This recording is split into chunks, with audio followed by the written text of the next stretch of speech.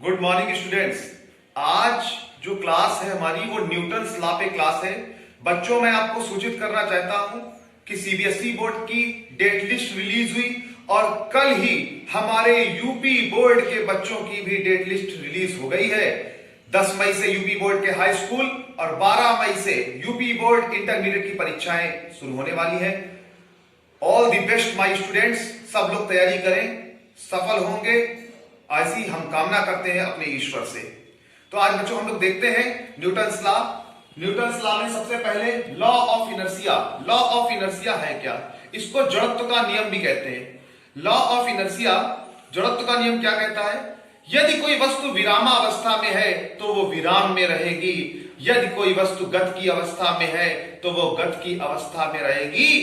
वस्तु की स्थिति में, उसकी पोजीशन में परिवर्तन तब होगा जब उस पर कोई बाह्य बल लगाया जाए। If a body is rest, always in rest. If a body is in motion, always in motion. दूसरा नियम क्या कहता है? Law of momentum. Law of momentum में यह कहा गया, जब कोई वस्तु, उस पर कोई बल लगाया जाए तो वो बल क्या होगा? F बराबर ma होगा। यानी ये बल जो होगा वस्तु के द्रव्यमान और वस्तु पर कार्यरत त्वरण के गुणनफल के बराबर होता है। लॉ ऑफ मोमेंटम यानी कहने का मतलब यह हुआ, if a force is acting on a body then the value of the force is F is equal to ma, we can determine the force. Third law of action reaction. किसी भी क्रिया के फलस्वरूप प्रतिक्रिया होती है। According to law of action there is equal and opposite reaction. According to Newton ने क्या देखा था कि पेड़ से एप्पल नीचे गिरता है, ये एप्पल ऊपर क्यों नहीं गया? आपको पता है लॉ ऑफ इनर्शिया या लॉ ऑफ एक्शन रिएक्शन यही तो एक्ट कर रहे थे वहां कि वेट नीचे लग रहा था, जिसकी वजह से, और ग्रेविटी जो थी उसने तेजी से क्या कर लिया? एप्पल को खींच लिया था। Law of conservation of momentum, संवेग संरक्षण का नियम। जब दो कोई वस्तु आपस में टकराती है तो दोनों वस्तुओं के टकराने से पहले संवेग और दोनों वस्तुओं के टकराने के बाद का संवेग हमेशा बराबर रहता है। When two body collides each other, then the momentum before collision is equal to the momentum after collision. यहां पे दिया भी है, momentum before collision is equal to momentum after collision. Newton's law of gravitation. Newton's law of gravitation क्या कहता है? जब दो बॉडी को एक दूसरे के पास रखा जाए और इनके बीच की जो डिस्टेंस है वो r है, तो बॉडी के बीच एक्ट करने वाला फोर्स ऑफ अट्रैक्शन वो प्रोपोर्शनल होता है बॉडी के मास के प्रोडक्ट के, और इनवर्सली प्रोपोर्शनल होता है square of distance between them, उनके बीच की डिस्टेंस के स्क्वायर के प्रोपोर्शनल होता है। कहना क्या मतलब है?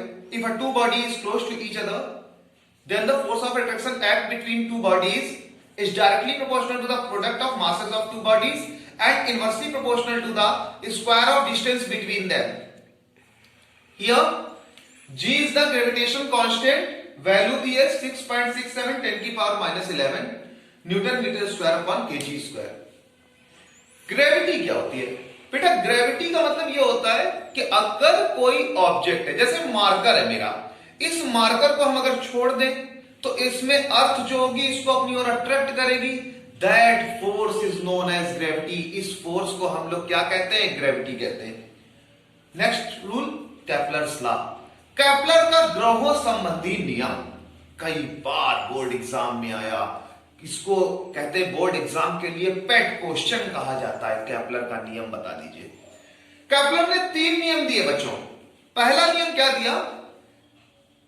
कोई भी ग्रह सूर्य के चारों ओर दीर्घ वृत्ताकार कक्षा में परिक्रमा करता है। Any planet revolves around the sun in elliptical path and sun is situated at focus point.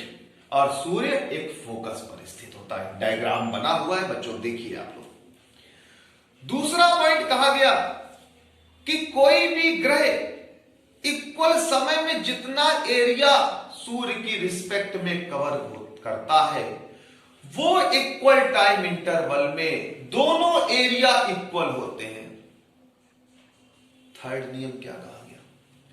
Third नियम यह कहा गया न्यूटन्स का कि कोई भी ग्रह सूर्य के चारों ओर चक्कर लगाने में जितना समय लेता है उसे पीरियड ऑफ रेवोल्यूशन या आपका परिक्रमण काल कहते हैं। परिक्रमण काल का वर्ग सूर्य और ग्रह के बीच की औसत दूरी के तृतीय घात के अनुक्रमानुपाती होता है। Period of revolution of a planet around the sun is the time when the planet covers a cycle around the sun. The square of the period of revolution is directly proportional to the third power of average distance between the sun and the planet. तो आज के video में हमने कुछ important loss को देखा, Newton's law को देखा, केपलर्स लॉ को देखा। आगे इस प्रकार के वीडियो में हम और महत्वपूर्ण चीजें आपके सामने लाएंगे। आप हमारे चैनल लेट्स क्रैक इट को लाइक करें, शेयर करें, सब्सक्राइब करें। Thank you class.